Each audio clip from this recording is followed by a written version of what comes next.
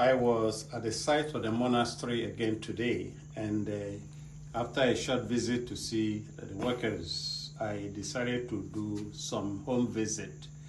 And I happened to go with the engineer, Daniel, who was showing me new things around the village, and went to the next house, and this man I knew very well, was sick.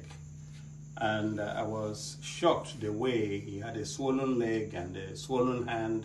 I thought maybe he had kidney problems. The son told me they had been to hospital, no remedy. And I asked about the wife. The wife was also sick. I was so shocked. I didn't know what to say. I mean, I've been a hospital chaplain for a long time, so I am used to visiting sick people.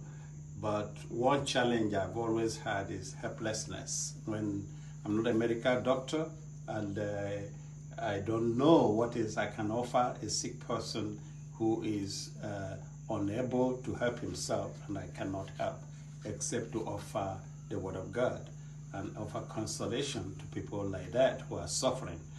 And today's reading gives me some consolation.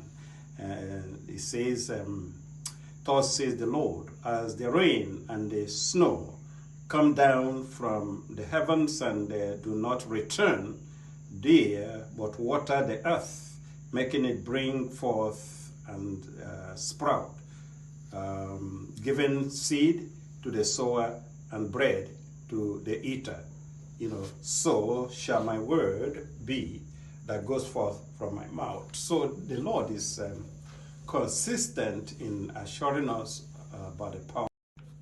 What is very, the virtue of patience gives us that grace to wait for the Lord, His time. Even though it's a gospel of hope, we have to be patient for the soil to produce, for the fruits, for the harvest. And the harvest of life is not only in this world, there's a harvest of eternal life. So all we can do in this world is to do our best to remedy the sufferings of people in whatever capacity we can make it happen. So if you are a medical doctor, or you're a nurse, or you're a farmer, or you're an engineer, whatever you are, let your goal be to ameliorate suffering, to help people to continue the journey to the end. Because many of our co-travelers on this journey are so handicapped and so helpless that those who are comfortable, who have more, should help in every way possible, knowing fully well that we have enemies around who sabotage things. If you produce food, don't poison your food. If you produce wine, don't poison your wine.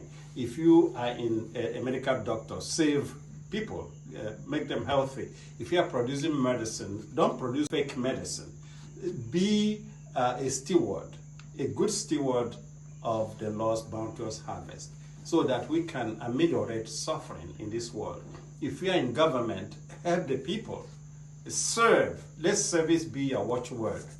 There's so much suffering in the world today. And if you cannot help to end this suffering, then you're not a child of God. So those of you who work hard, I want to bless you and ask God give you the grace to continue the good work, sow the good seed, and let us wait for the harvest. And his wife. That's the much I could offer. And God also bless you in the name of the Father, the Son, and the Holy Spirit. Amen. Peace be with you.